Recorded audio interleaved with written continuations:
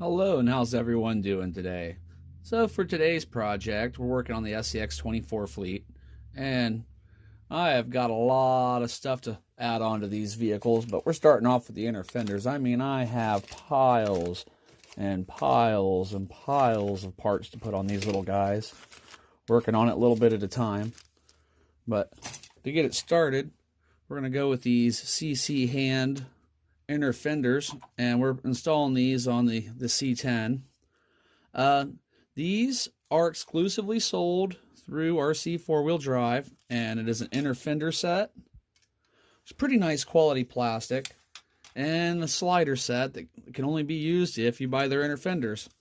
Now these are really pricey. $36 for the inner fenders, and another $9 for the sliders. So are they really worth that amount of money? Probably not. I just decided to pick them up because I thought it might be something fun to mess around with, make a little video of. So to get started on this project, you are going to have to remove your wheels, pop your shocks off, and you're going to end up removing, I believe, 6 screws. And it's probably actually easier to add the sliders onto the inner fenders while they're still down here on the ground before you can before you mount them up to the actual truck itself. Everything on this little guy is tiny, as you know. And it'd be really neat if one of these companies could come out with some sort of a T-wrench instead of this L style to start including. That'd be awesome. But you've just got 4 screws that those mount into.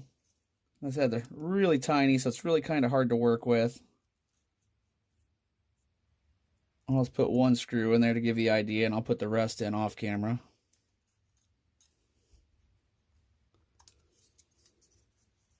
And those set up nice and tight against that. Let me put the other 4 screws in, and I'm going to go ahead and remove the wheels off camera and the shocks. And I'll go ahead and remove the 6 screws that need to be removed. So we've removed the 6 screws that need to be removed and popped the shocks off the clips. Now, you can see I've already done on this side. You have to take your wires and very carefully work them into the middle, because where your fenders come down, it's a really tight spot right there. I wanted to get them tucked in. Well, after that, the fender pops right into place. You got a couple of alignment holes that are already in there. And you can usually hold that in place pretty good. The biggest problem is your little tiny Allen wrenches trying to work them in there.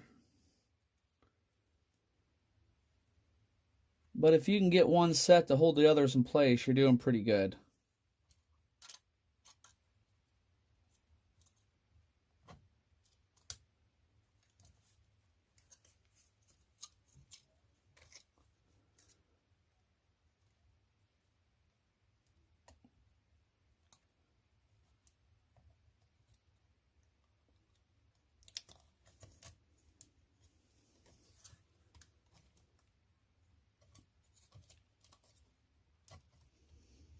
That's the fun of working on these micro RCs, especially if you got big old fat fingers.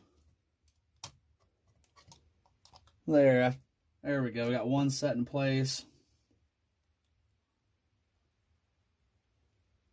Now I've left our wrench in the magnetic tray, hoping that it would bond with the screws a little better, but as you can see, it didn't work as well as I'd hoped. I'm gonna have to work on see if I can magnetize them a little better. That would really help out in these situations.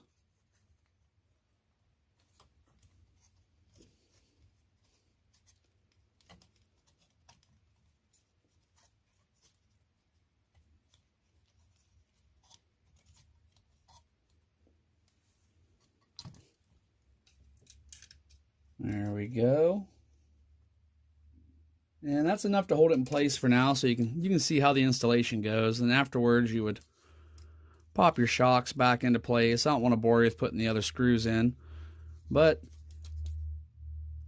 I give you a little idea there. It looks really nice. They're pricey, but they look nice. I'm going to go ahead and pop the rest of the screws in, pop the shocks and the wheels back on the body. Then we'll have like a little overview look at it and see what it looks like with the lid closed. All right, finished product installed, and they look great. That's a nice looking little slider bar on the side, and the inner fenders themselves really do add to the scale detail. If you're wanting to add a little scale detail to your truck, these would definitely be something to add. They fit into a groove, the body does, really tight. Let me pull these pins, I'll show you. When you open it up, your body does sit down inside this channel and holds it in place so your sides no longer flop in. Now, when you do put it on, you do have to push down a little bit. It is a very tight fit. And now let's discuss functionality versus price. So, I personally feel that if you paid $36 for these fenders, they should have included the sliders built into them. That was just another way to rack up another $10 out of your pocket. It's kind of crazy what the prices are on these little tiny RCs. For to buy this RC itself, it's not bad, but if you want to do any aftermarket upgrades, unless you're ordering stuff from China and waiting a month for it to get here, you're going to pay. So, that's my only real complaint is I think these companies are overcharging us for our products on these small rigs. But, you know, if they got you, if you want to add the stuff, you're going to have to pay. No, that being said, I am happy with the product itself and how it looks and how it functions. I just wish they would have made it a little more affordable for the everyday consumer. So, thank you very much for watching. I hope you enjoyed this, and I have a lot more stuff coming up to do on the rest of my Scx24s. A ton of parts laying around. But like, share, subscribe. Have a great day, and I will hopefully catch you on the next video.